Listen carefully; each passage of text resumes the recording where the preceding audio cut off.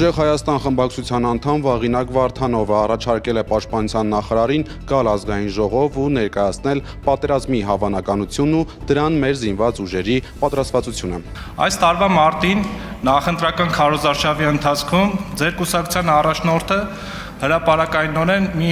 արտահայտություն է արել, որ եթե դուք չստանաք սահմանադրական մեծամասնություն, սեպտեմբերին պատերազմ է լինելու։ Ինչպես տեսնում ենք, դուք չունեք այդ մեծամասնությունը, այսինքն պատրաստվում ենք պատերազմի։ Ճիշտ եմ հասկանում։ Սա ոչ թե ընդդիմության մեկնաբանությունն է, սա ձեր ղեկավարի մեկնաբանությունն է, որը արձանագրված է եւ հրապարակային է։ Պաշտպանության նախարարությունը այս դահլիճում փակ նիստով իհարկե ներկայացնի իրական տվյալներ հնարավոր ռազմական ագրեսիայի հավանականության հաշվարկների եւ դրանց լույսի ներքո զինված ուժերի պատրաստվածության վերաբերյալ։ Բանակ ասելով, զինված ուժեր ասելով, ի նկատի ունեմ նաեւ պահեստազորայիններին իհարկե։ Պատգամավորը խոսել է նաև հետքի հոդվածի վերաբերյալ, որը պատմում է 25-օրյա հավաքների խնդիրների մասին։ Ստեղծվի հատուկ խորհրդարանական հանձնաժողով, քննիչ հանձնաժողով, որը կգնա այդ նյութի հետևից, նյութի հետքերով, կլինի իրական դիրքերում, կգրանցի կհանի խնդիրները, կգրանցի բոլորը ու վերջապես համակարգային լուծումներ կտրվի դրանց։ Իսկ թվում է իմ հետ կհամաձայնվեք բոլորդ։ Որովհետև հարգելի գործընկերներ, ինչքան էլ խոսենք խաղաղության մասին, դրա իրական ապացույցը երբեք չի լինելու ագրեսորի խոստումը կամ պարտվողի հանդարտությունը։ Դրա իրական ապացույցը մեր հասարակության պատրաստվածությունն է։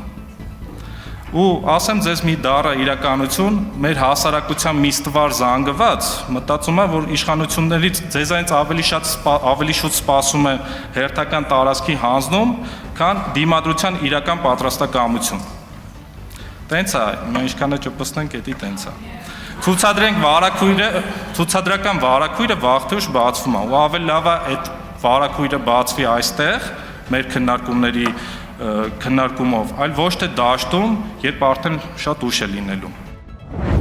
9-րդ գումարման ազգային ժողովի նիստում շարունակվում է ազգային ժողովի նախագահի տեղակալների ընտրության հարցը։ Ուժեղ Հայաստան խմբակցության պատգամավոր Հայկ Ֆարմանյանն անդրադարձել է նախորդին ԿՊԱ կամ Վահագն Ալեքսանյանի մեղադրանքներին ուղղված Լևոն Քոչարյանին, որ մեջբերում ինքը Ալեքսանյանը ու իր պես տղերքը ուսանող տարիներին իրենց ընկերուհիների հետ չեն կարողացել սրճարաններ գնալ մեջբերման ավարտը։ Ճիշտ եմ հասկանում, պարոն Ալեքսանյան, որ դուք 3-4 տարեկանում մտել եք սրճարան, ինչ որ հաստավի զախրանիկներ են եղել եւ սեփական պատկերացում եք ձևավորել։ Ֆարմանյանը նաև անդրադարձել է Ալեքսանյանի այն հայտարարություններին, թե Ուժեղ Հայաստան դաշինքը ընտրակաշառք է բաժանել։ Ընտրակաշառք եք բաժանել։ Խնդրում եմ ձեր խոսքերի մեջ ուշադիր եղեք։ Ես թիմային մարդ եմ եւ թիմի անդամ եմ, ես եւ իմ թիմը ընտրակաշառք չենք բաժանել։ Նույն հաջողությամբ կարող եմ ասել, դուք մարդասպան եք։ Իհարկե չեմ ասի նման բան, քանի որ փաստեր չունեմ, չգիտեմ։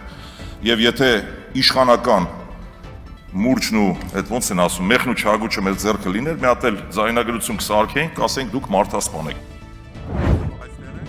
Դուք ցանկանում եք մենաշնոր ունենալ ամեն ինչի վրա, մենաշնոր քաղաքական դաշտում, պետական համակարգում, որոշումների կայացման մեջ եւ այլն։ Ամենավտանգավոր մենաշնորը, որին ձգտում եք, բառիս բուն իմաստով իշխանության մենաշնորն է։ Ազգային ժողովի նիստի ժամանակ հայտարարել է Ուժեղ Հայաստան խմբակցության падգամավոր Ռուբեն Մխիթարյանը։ Մենք այստեղ ենք նաև դուք իրականում, որպեսզի հարցնեք, պահանջեք պատասխանատվություն, չգիտեմ, բացահայտենք սխալները եւ այլն։ Բայց մենք այսօր շատ հաճախ լսում ենք, որ մանկապարտեզ եք կառուցել, ճանապարհ եք կառուցել, դպրոց եք կառուցել, բայց հարգելի գործընկերներ, այդ ամեն ազգային ժողովի չի անում, այդ ամենը պարտավոր է անել կառավարությունը իր համապատասխան գործիքներով, իսկ այդ ֆինանսական միջոցները չեք հավատա, բայց ձևավորվում է քաղաքացիների հարգերից։ Նա ցավով նշել է, որ այս իշխանությունը տարիներ շարունակ քայլ առ քայլ կառուցել է մի համակարգ, որտեղ ամեն ինչ պետք է ենթարկվի մեկ քաղաքական կամքի կամ մեկ մարդու։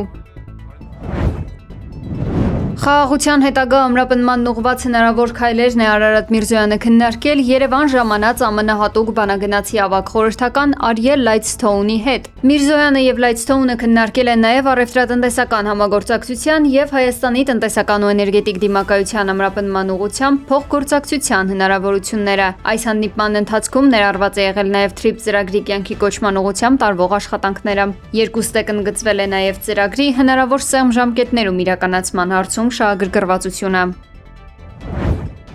Միայն հուլիսի 22-ից 31-ը ընկած ժամանակահատվածում ներքին գործերի նախարարության ոստիկանության ծառայողները շրջայց են իրականացրել տարբեր բնակավայրերի շուրջ 3 տասնյակ հավաքատեղիներում։ Համայնքային ոստիկանության բաժիններ է տեղափոխվել նախկինում դատապարտված եւ հանցավոր հակումներ ունեցող 425 անձ, ինչպես նաեւ հետախուզման մեջ գտնվող անձինք։ Հատուկ միջոցառումների ընթացքում հայտնաբերվել են մարտական եւ գազային ատրճանակներ, հրացաններ, կռփազենքեր, դանակներ, տարբեր տեսակի թմրամիջոցներ։ Ոստիկանությունը շարունակելու է օպերատիվ կանխարգելիչ միջոցառումները հասարակական կարգն ու հանրային անվտանգությունն ապահովելու նպատակով։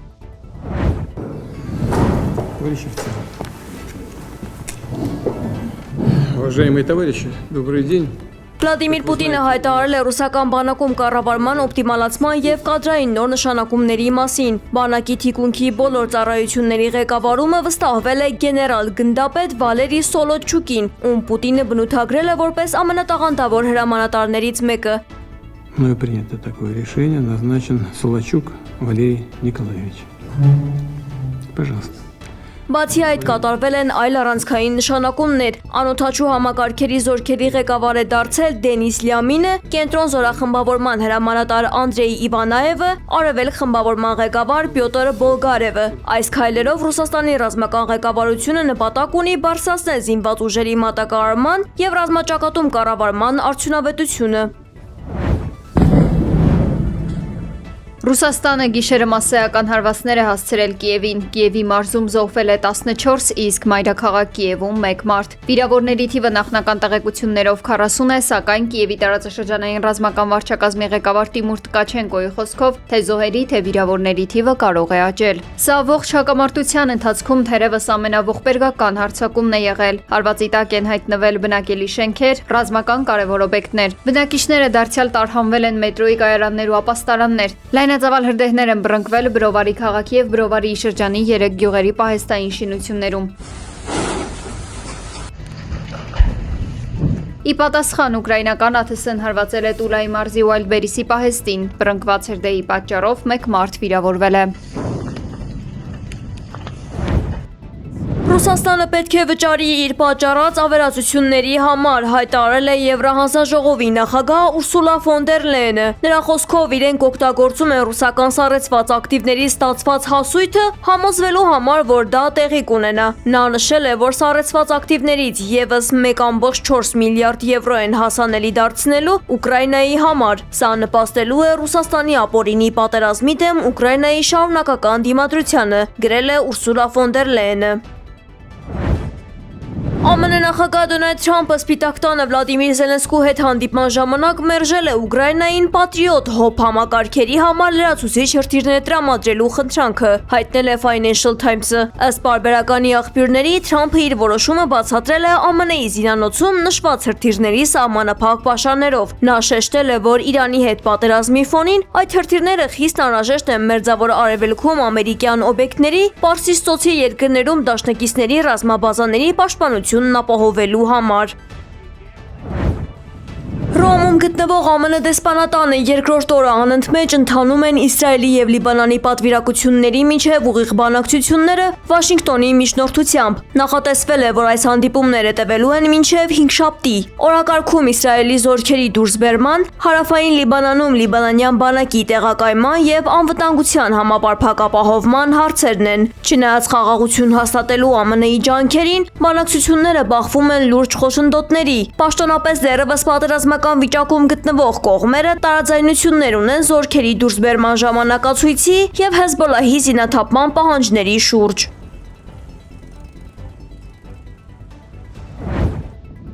ԱՄՆ Կալիֆոռնիա նահանգում արագորեն տարածվող Gun անտառային հրդեհի պատճառով հայտարարվել է արտակարգ դրություն։ Կրակը արդեն ոչնչացրել է շուրջ 2600 հեկտար տարածք։ Վտանգավոր գոտում հայտնված մի շարք բնակավայրերի բնակիչներ տարհանվել են։ Հարևան գոտիների բնակչությանը նախազգուշացվել է պատրաստի ներտարհանման։ Տեղացիների եւ ընտանի կենդանիների համար բացվել են հատուկ ապաստարաններ։ Չնայած գործադրվող ջանքերին ծայրահեղ շոկի, չոր բուսականության եւ բարդ ռելիեֆի պատճառով հրդեհը դեռևս ամբողջությամբ վերահսկողությունից դուրս է։ Նախնական տվյալով զոհեր, վիրավորներ կամ ավերված շինություններ չկան։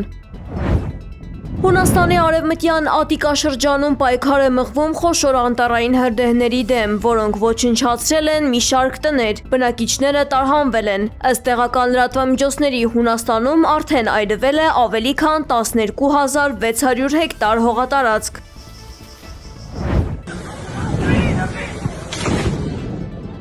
Թայլանդում հորդարատ անձրևի ընթացքում տեղի ունեցած ֆուտբոլային խաղի ժամանակ կայծակը հարվածել է 24-ամյա ֆուտբոլիստին, որի կյանքը փրկել չի հաջողվել։ 9 մարդ տեղափոխվել է հիվանդանոց։